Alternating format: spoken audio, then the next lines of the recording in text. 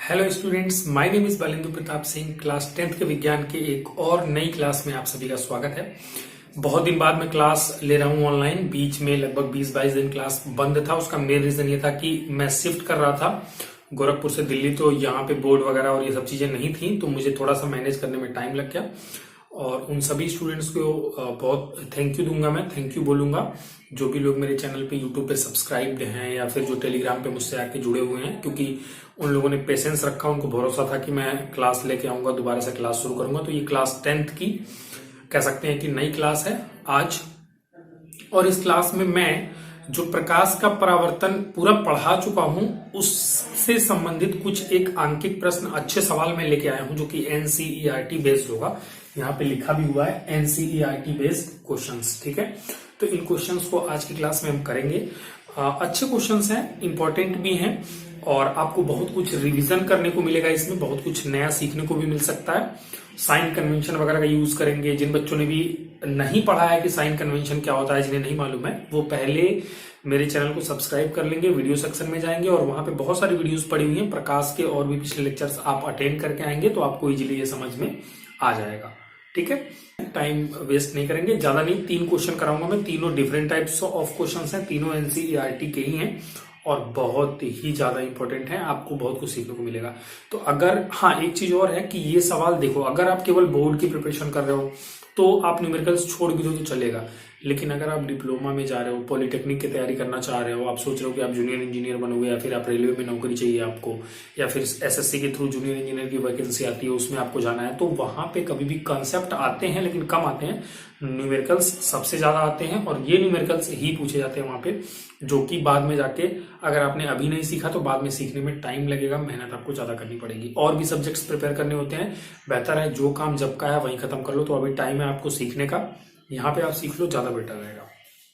चलिए देखिए, क्लास को देख लेते हैं। पहला क्वेश्चन क्या हमारा, किसी ऑटोमोबाइल में पीछे का दृश्य देखने के लिए उपयोग होने वाले उत्तल दर्पण की वक्रता त्रिज्या 3 मीटर है। देखो, सवाल को अटेम्प्ट करना कैसे करना है, ये भी एक आर्ट है, वो भी आपको सीखना चाहिए। जैसे सवाल बहुत बड़ा दिया हुआ है, देख के आप डर गए तो बात नहीं बनेगी, ठीक है। सवाल को कैसे करना है, हैंडल कैसे करना है, वो देखो। यहाँ पे कह रहा है किसी ऑटोमोबाइल में कोई गाड़ी होगी, पीछे का दृश्य देखने के लिए साइड मिरर होता है, उसमें पीछे का फिगर दिखाई, पीछे आने वाली गाड़ी दिखाई देती है। साइड मिरर, चाहे कार हो चाहे बाइक हो, आप सब में देखते हो साइड मिरर होता है ना, उसमें पीछे की चीजें दिखाई देती है। तो वही कह रहा है पीछे का दृश्य देखने के लिए उपयोग होने वाले उत्तल दर्पण। तो मार्क क्या करना है बच्चों में, दर्पण कौन सा है हमारा, उत्तल है। पहला तो उत्तल दर्पण है, और क्या दिया हुआ है, वक्रता त्रिज्या 3 मीटर है। तो एक काम करो, वक्रता त्रिज्या यानी कि रेडियस ऑफ कर्वेचर दिया हुआ कितना, 3 मीटर, तो आर बराबर तुम यहाँ पे बना दो 3 मीटर, ठीक है। अब कह रहा है यदि एक बस इस दर्पण से 5 मीटर की दूरी पर स्थित है। अच्छा जी, यानी कि बाइक होगी, यहाँ पे देखो ये बाइक का ये साइड मिरर में पीछे यहाँ पे एक बस, और ये बस इस मिरर में दिखाई दे रही है, यानी कि ये मिरर हो गया और ये क्या हो गई, वस्तु हो गई। बस, ये वाली बस इस मिरर में सामने, इसमें बाइक में दिखाई दे रही होगी। तो ये जो ट्रक हो गया या बस हो गया, कोई भी गाड़ी हो गई जो आपको आपके शीशे में दिखाई दे रही है, वो फिलहाल अभी के लिए क्या हो गई, वो हो गई वस्तु, वो वस्तु हो गई, यानी कि दर्पण से वस्तु की दूरी। तो अगर आप इस लाइन को समझ पाए कि एक बस इस दर्पण से, ये मिरर था और ये बस थी, ये बस इस मिरर में दिखाई दे रही थी, तो मिरर से इस बस के बीच की जो दूरी है, वही दूरी क्या कहलाती है, वही वस्तु की दूरी कहलाती है। वो बस उस मिरर के लिए क्या हो गया, एक वस्तु हो गया। तो दर्पण से 5 मीटर की दूरी पर स्थित है, यानी कि वस्तु की दूरी u हो जाएगा। वो कितना है, 5 मीटर, यहाँ पे दिया हुआ है 5 मीटर की दूरी पर स्थित है। और u इज ऑलवेज नेगेटिव। मैं आपको बता चुका हूं कि साइन कन्वेंशन का यूज करना होता है, बिना साइन कन्वेंशन के सवाल नहीं लगेगा। और u इज ऑलवेज नेगेटिव, ये आपको ध्यान रखना होता है। तो u is equals to -5 metre. आप 5 मीटर नहीं लिखेंगे, आप कितना लिखेंगे, -5 मीटर लिखेंगे। क्यों, क्योंकि u is always negative. Sign convention आप जाके पढ़ सकते हैं मेरे पुराने वीडियो लेक्चर में, पीछे के वीडियो लेक्चर में। तो u हो गया। अब कह रहा है तो प्रतिबिंब की स्थिति वो किससे दिखाते हैं, v से, यानी कि हमें बताना है कि v बराबर क्या होगा, प्रकृति तथा साइज ज्ञात कीजिए। साइज क्या है, यानी कि हाइट पूछ रहा है किसकी, प्रतिबिंब की, तो h डैश क्या है वो बता दीजिए आप। और प्रकृति तो हम बता ही देंगे कि आभासी है कि वास्तविक है, छोटा है, बड़ा है, ठीक है। नेचर भी बताना है आपको, इतनी चीजें बतानी है। तो ये आपको गिवन है और क्या निकालना है वो भी आपको दिया हुआ है। अब कैसे निकलेगा ये देखो। r बराबर 3 मीटर दिया हुआ है। यहां से एक चीज आपको पता है, फोकस दूरी क्या होती है, r/2 होती है। r कितना दिया हुआ है, 3 मीटर, तो यहाँ पे रख दो 3/2 यानी कि 1.5 मीटर। भाग दे दिया तुमने, कितना आ गया 1.5 मीटर। दर्पण कौन सा है, उत्तल दर्पण। उत्तल दर्पण की फोकस दूरी, उत्तल दर्पण की फोकस दूरी कैसी होती है, उत्तल दर्पण की फोकस दूरी ऑलवेज पॉजिटिव होती है। तो इसके पहले मुझे कौन सा साइन लगाना पड़ेगा, पॉजिटिव। जाके साइन कन्वेंशन एक बार पढ़ लो, बहुत आसान है, वहां पे सारी चीजें मैंने बताई हुई हैं। अगर आपसे ये नहीं बन रहा है, नहीं समझ में आ रहा है, तो प्लीज पहले वो वीडियो जाके देखो, और फिलहाल यहाँ पे बने रहो। इस पेशेंस के साथ देखोगे तो समझ में आएगा। अब रेडियस फोकस कितना आ गया, प्लस 1.5 मीटर, या फिर 3/2 भी आप रख सकते हो पॉजिटिव साइन के साथ। अब देखो, एक ही आपके पास बेसिक और बड़ा फॉर्मूला है, 1/f is equals to 1/v plus 1/u।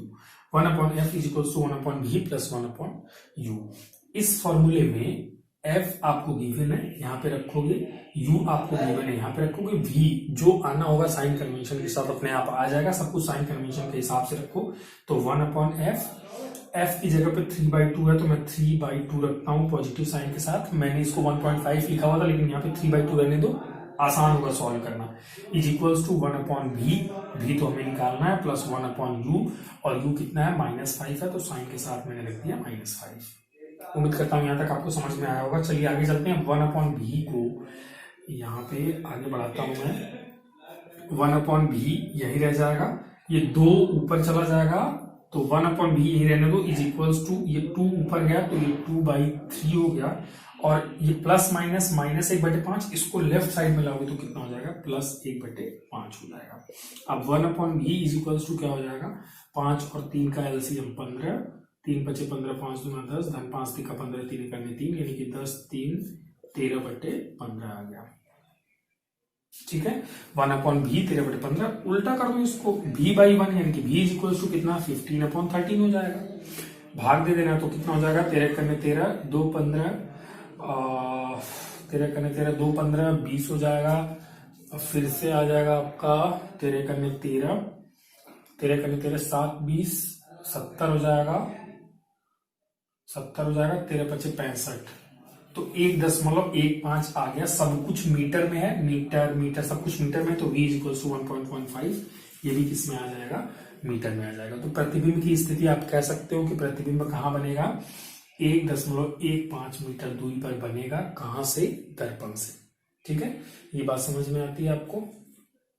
Okay done. अब हमें क्या करना है, हमें चाहिए h डैश। h डैश कैसे निकलेगा भाई, h डैश मीन्स उसने ये कहा है कि प्रतिबिंब की स्थिति, प्रकृति तथा साइज ज्ञात कीजिए। जब भी साइज की बात हो ना, आप समझ जाना मैग्निफिकेशन निकालना आपको। मैग्निफिकेशन क्या होता है भाई, मैग्निफिकेशन होता है h डैश अपॉन h। अभी हमें h डैश और h डैश तो मुझे चाहिए कि कितना गुना बड़ा बनेगा, कितना गुना छोटा बनेगा मैग्निफिकेशन, लेकिन h हमें पता नहीं है। इसको रिलेट करते हैं एक और फॉर्मूले से, इज इक्वल्स टू -v/u से।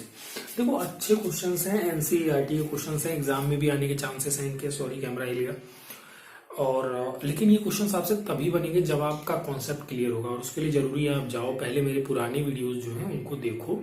वहां पे साइन कन्वेंशन का पूरा फंडा मैंने क्लियर किया हुआ है। साइन कन्वेंशन एक बार आपको क्लियर हो जाएगा तो आप आसानी से सवाल को कर सकते हो। ठीक है, चलो तो मैग्निफिकेशन निकालते हैं। यहाँ पे माइनस तो फॉर्मूले में ही है, v साइन कन्वेंशन के साथ 15/13 में रख देता हूँ। 15/13 मैंने रखा, और बटे को मैं ऐसे लिख देता हूँ डिवाइडेड बाई u।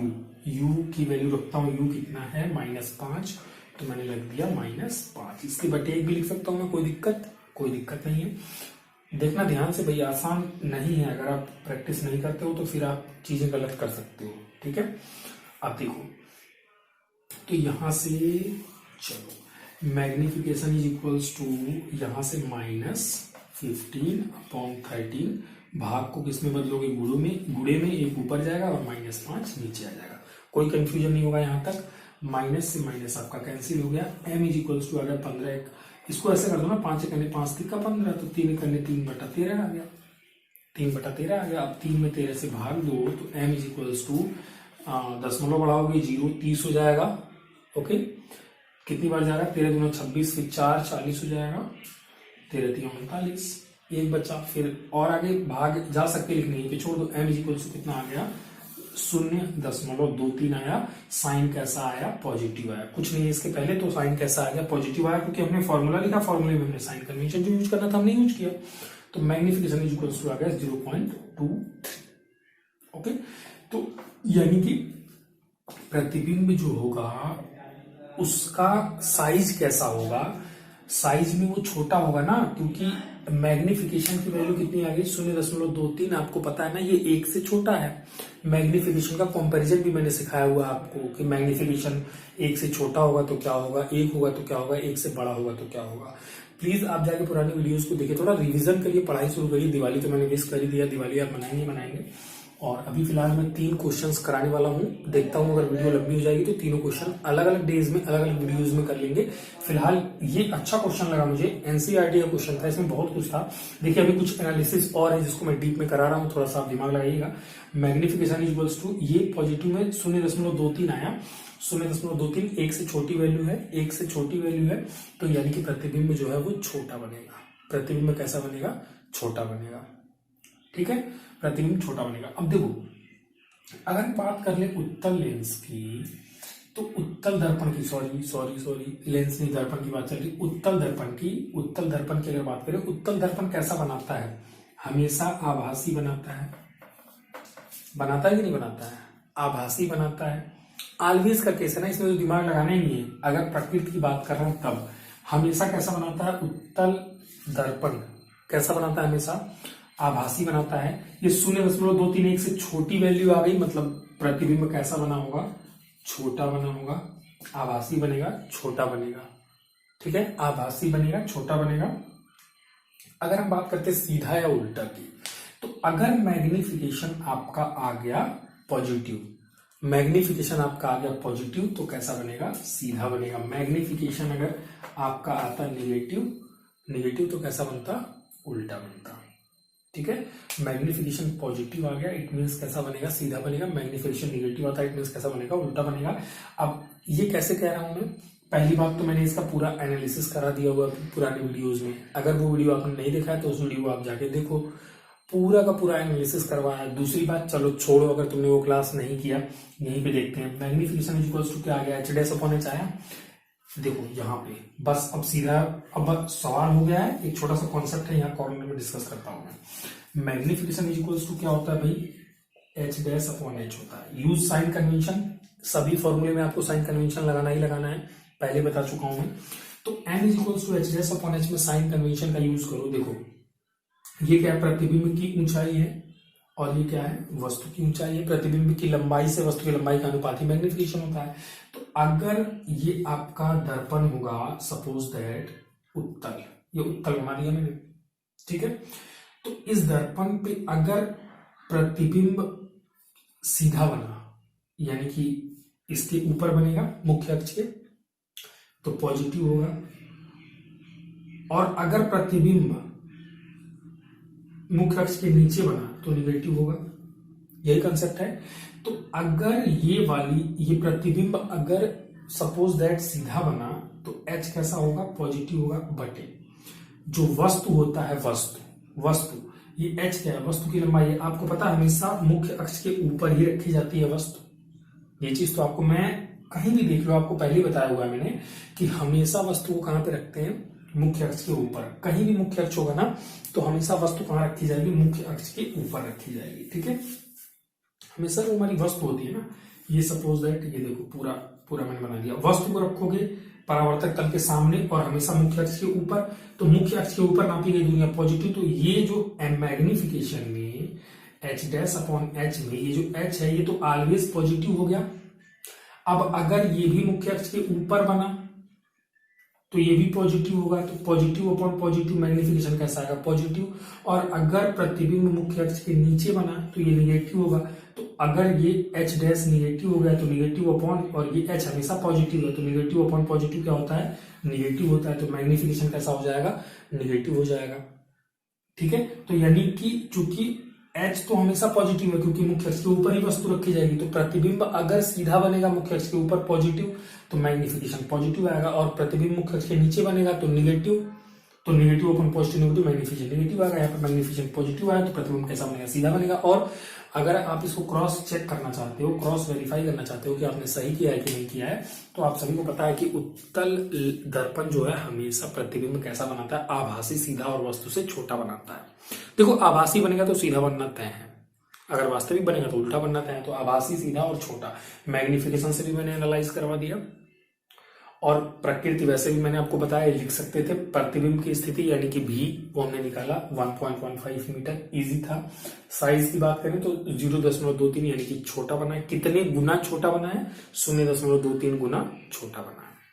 तो ये सारी चीजें थी इस क्वेश्चन में। आई होप कि आपको समझ में आया होगा, बहुत सारी चीजें एनालिसिस भी की होंगी। और जो भी बच्चे मेरा वेट कर रहे थे कि सर पढ़ाएंगे तो पढ़ूंगा या फिर और कहीं से मजा नहीं आ रहा है, जैसा भी मतलब ऐसा कुछ है, तो बहुत दिन बाद ये वीडियो आई है और बहुत ही कॉन्सेप्ट्स हैं इसमें। अभी 1-2 सवाल और कराऊंगा मैं, तो आप बने रहो इस चैनल पे। थोड़ा थोड़ा करके कॉन्सेप्ट डेली 1-2 वीडियो आएंगी, 10 मिनट, 15 मिनट, 20 मिनट की। आप उनको पूरा पढ़ लिया करो, 1 बार, 2 बार, 3 बार देखो, नोट्स आपको मिल जाता है। आपको पूरा बोर्ड यहाँ पे क्लियर है, तो आप यहाँ से सब कुछ लिख सकते हैं, ठीक है। तो इस सवाल को भी आप आराम से लिखिएगा, ये सवाल आपको सॉल्व करना है, ठीक है। पूरा मैंने यहाँ पे किया हुआ है, देख लो।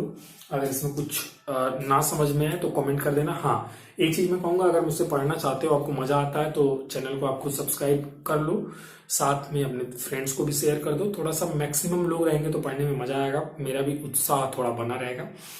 और साथ के साथ अगर आप टेलीग्राम पे मुझसे जुड़ना चाहते हैं तो आप Balendu Pratap Singh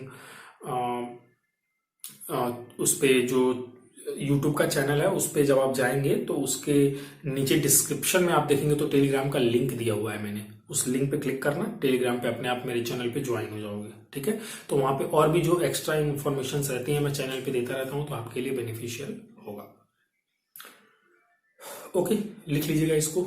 thank you for watching.